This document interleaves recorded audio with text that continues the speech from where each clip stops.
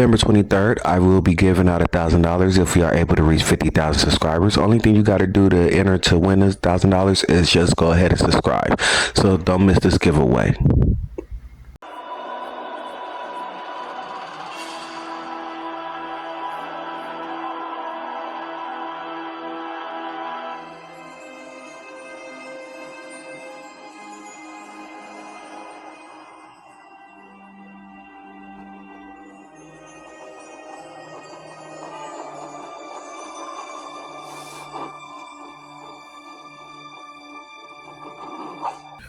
Welcome to Rayco Movie Countdown, where we will be going over amazing movies that we all grew up to love.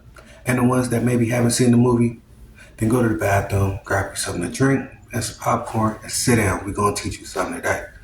And to those that haven't subscribed yet, go ahead and click that button. And just so I can stay in touch with my weeples, my pack, don't forget to drop in the comments any future movies you want to see on the countdown. Let's get back to it. Number 10 on the countdown. It was filmed in a real town you can actually visit. What? I didn't know that. It was filmed in a real town you could visit. Did you know that? Shit, I didn't know that. So the movie was shot in St. Helens, Oregon. And every October, this town goes all out with the Halloweentown festival. That's right. They literally transform the town into the movie set. And yes, you can take photos with giant pumpkin. It's basically the Disneyland for anyone who wears skeleton pajamas to bed. I don't know about the skeleton pajama part, but shit, I'm down. But St. Helens, Oregon, I need GPS that. I need to boop boop boop with that because that sounds fun as hell. Number 9, it was almost called the Halloween House. What? The Halloween House? I don't know how I feel about that. How y'all feel about that? Drop it in the comment.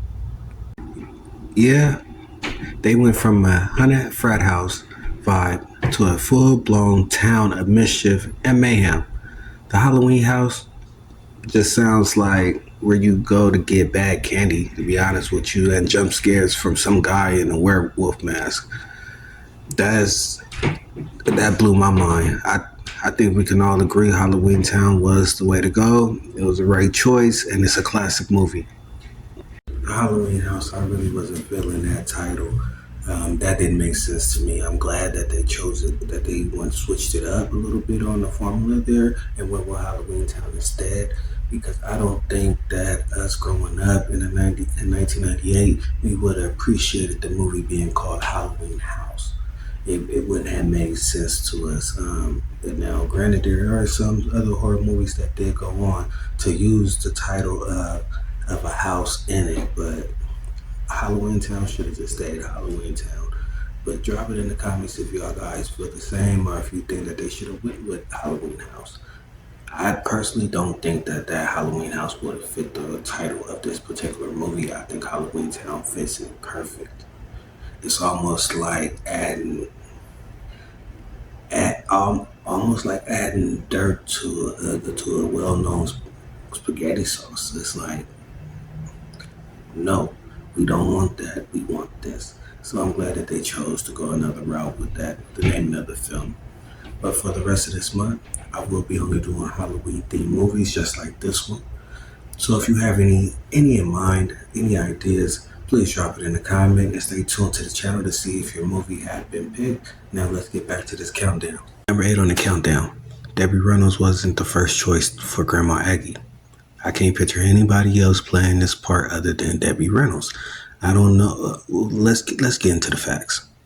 The Queen of Wholesome and your grandmother's favorite movie star almost didn't make it into Halloweentown. Apparently, Disney considered other actors for the role, but they finally brought in Debbie Reynolds, who added just the right amount of witchy sass and grandma charm.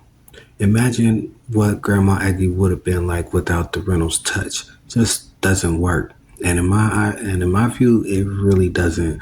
It doesn't work without Debbie Reynolds being Grandma Aggie. I can't picture any other person playing. I know that they got to fill the role and they got to go through different extras. But once you found her and you put her in that role, we just gonna leave that in that role because Miss Debbie Reynolds was wonderful. Yeah, for the part of Grandma Aggie, it had to be the beautiful Miss Debbie Reynolds, who sadly passed away in 2016. But her work in cinema will always be here with us forever. On that note, let's get back to it. But if she wasn't Grandma Aggie, whoever made that decision would have had to be fired on the spot. They would have had to get Buddy up out of there. But they made the right choice. Now let's get back to the countdown. Number 7 on the countdown, Marnie is a published author. Where's my library card at? I gotta find that. I need to go look up that book. I mean, we gonna check it out, see what's to them. Kimberly J. Brown, aka Marnie, decided to write a Halloween-themed children's book called Pumpkin Patch Parade. She really keeping the Cromwell spirit alive. I mean, if I could shoot magic from my hands, the last thing I would do is write a book. But why not milk it for book sales too, right? The story centers on Poppins, an enthusiastic pumpkin character who's super excited to participate in his town's annual Pumpkin Patch Parade. He faces a series of funny and unexpected challenges, making it a delightful tale of resilience, friendship, and Halloween spirit. The book is full of vibrant, colorful illustrations, making it perfect for young readers and adults who are kids at heart. I'm a kid at heart still. I might go look this book up. Me and my daughter might sit down and read this mother. Number 6 on the countdown, Mary Poppins Inspiration. Yeah, Mary Poppins was a good movie and a good story, so I can see why it would inspire this. But let's get into the facts. The enchanted bag that Aggie uses to carry items to Halloweentown was inspired by the magical bag from Mary Poppins. That makes a lot of sense because if you go look at Mary Poppins' bag and you look at Grandma Aggie's bag, the production team wanted it to be a whimsical nod to another classic Disney character. Well, that was a hell of a nod because we got the message. But going through it and looking at it, there's a lot of similarities between Grandma Aggie and Mary Poppins. Not just the bag. For one, they both are magical mentor figures. They both blend in the ordinary and extraordinary. They're both good at that. And they're also good at teaching life lessons through magic. So there's a lot of ways that does compare Grandma Aggie to Mary Poppins. But I do still think, my personal opinion, I do still think that Grandma Aggie stands alone. It's just the comparisons that does come close, but the characters do stand alone in their own right. Because Mary Poppins is a great story, and then this Halloweentown, is a great movie that is being well told into a story. So I do see the similarities into both of those characters. But let's go ahead and continue on this countdown. Number 5 on the countdown, Sophie Powers.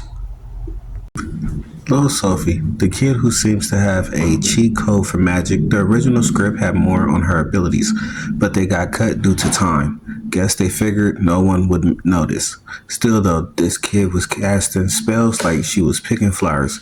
Makes you wonder how long she'll last in a battle with Voldemort. Sophie versus Lord Voldemort. I'm placing bets like it's Las Vegas. You hear me? Like I'm doing Don King before a 90s Tyson fight. Drop in the comments of who you think will win. Number 4 on the countdown, Halloweentown was supposed to be a theatrical release. Originally, the plan was for a big screen debut, but Disney decided to make it a Disney Channel original movie. Think about it. Halloweentown could have had the red carpet treatment, but now it got something even better, a permanent spot on the Disney Channel's Halloween lineup. And honestly, it wouldn't feel like Halloween without it. Halloweentown premiered on October 17, 1998. With some critics and audience alike appreciated Halloweentown for its kid-friendly take on Halloween. Unlike many Halloween films, Halloweentown was able to create a spooky yet heartwarming atmosphere without being overly scary, making it perfect for young audience. Number 3 on the countdown, Skeleton Taxi Driver was voiced by a famous voice actor. Skeleton Taxi Driver Benny was voiced by legendary voice actor Rhino Romano, who also provided voices for Batman and Batman Beyond and Spider-Man Unlimited. And to that legendary voice actor that did play the skeleton, I do apologize if I did butcher your name. I know I'm probably going to get 1,000 people in the comments talking about how I'm horrible at butchering names and blah, blah, blah. I do apologize. Let me say that first if I did pronounce it wrong. But if you made it this far and you haven't subscribed, I don't know what you waiting on. It's just a click away. Stay locked in with the pack. Stay locked in with the Wolf Zone or Ranko Zone, and we can keep it moving and we can keep it pushing. Now let's get back to this countdown. Number 2 on the countdown, the Cromwell kids almost had different names. Can you just imagine Marnie as Mandy or Dylan as Darren? Well, that was the plan. But the writers decided Marnie and Dylan sounded more, let's just say, witchy. And less like they'd be confused with the kids down the street who are really into Pokemon. And honestly, to be honest, Dylan just has that nerdy, reluctant sidekick vibe to him. Number 1 on the countdown, Disney almost didn't approve the dark villain. Yep, Calabar's dark magic and transformation scenes nearly didn't make the cut. Apparently, Disney thought it might be a bit too scary for the younger crowd, but in the end, they let it slide because let's face it, every Halloween movie needs at least one villain who looks like he's about to start a heavy metal concert, right? So there you have it, more facts than you probably bargained for about Halloweentown, and now you're officially expert on the spookiest Disney Channel original movie of all time. Next time you watch it, you'll be armed with more fun facts to share with your buddies, your dog, or the creepy neighbor who leaves his decorations up year round long. Happy Halloween, my pack. Stay howling at the moon. Until next time.